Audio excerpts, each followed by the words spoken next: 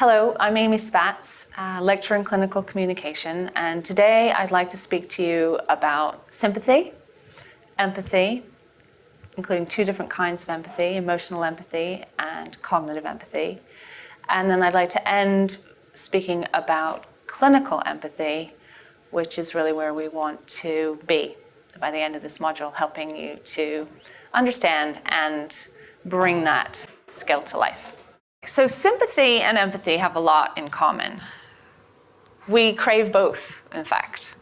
But with sympathy, it shows up mostly in families and between friends. In other words, people with strong bonds, strong alliances, and who tend to agree with each other a lot.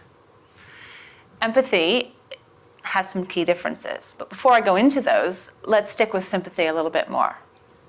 A very common sympathetic statement that you'll hear throughout healthcare situations is, "I'm sorry to hear that." That can be okay if it's genuine, which requires some self-awareness because, of course, how genuine is it really when you don't know somebody and somebody tells you something that's upsetting to them?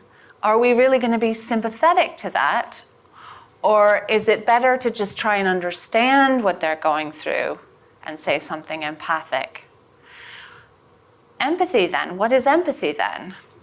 Empathy is more about really looking at what someone is going through in detail with the nuances and seeing how that is affecting them. And how it's affecting them, not how you would really be affected in that situation. So empathy can be very powerful for that sort of sense of truly connecting with what someone else is going through without necessarily needing to agree with it. And as such, it's very non-judgmental when it's done correctly.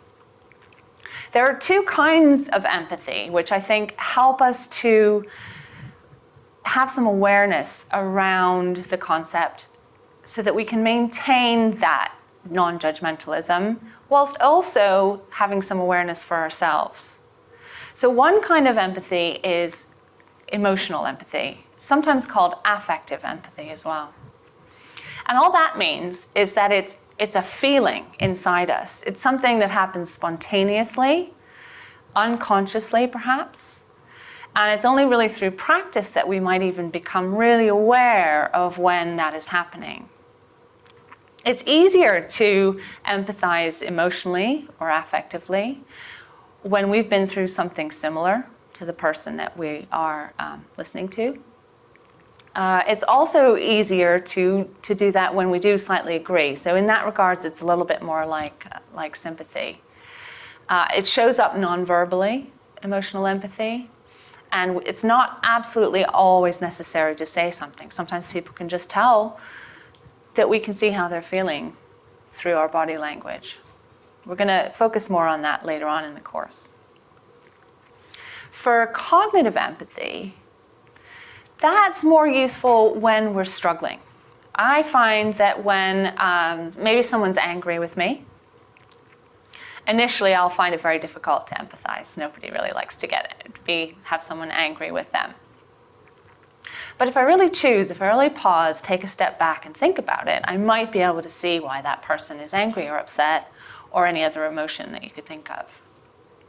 And that I could do with enough space and time and self-care. I could do that regardless of whether I agree with that person or not, because all I really have to do is use my imagination and really consider what it is that's happening and why they feel that way. I'm going to have to use my other communication skills as well to find out enough about that scenario in order to get there. But again, we're going to focus more on that later on in the course as well. So now I'd like to speak about clinical empathy and how powerful that can be in a healthcare setting. It has 3 stages to it, or steps. The first being the basic understanding of that person's perspective, how they're feeling and why, which involves listening, of course. The second phase of clinical empathy has to do with communicating that understanding clearly, and usually verbally, but also, and really crucially, is checking that is correct. Because of course, we might think we've understood someone's perspective and we might not quite be there. So it's really useful to just double check. The third step of clinical empathy is about acting on that empathy in a very therapeutically useful way. Such as, it could be just as simple as realizing someone is thirsty and giving them a glass of water. Of course, there's much more in-depth and therapeutically important steps to take in healthcare. So today we've covered sympathy and empathy, including emotional empathy and cognitive empathy, and how those two can interchangeably help us to understand another person's perspective.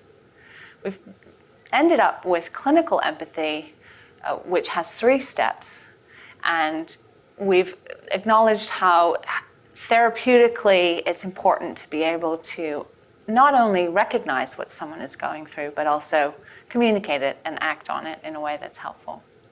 That's where we want to end up at the end of this course. Hopefully having a sense of these definitions will help you to work on and think about your skills throughout the rest of our exercises.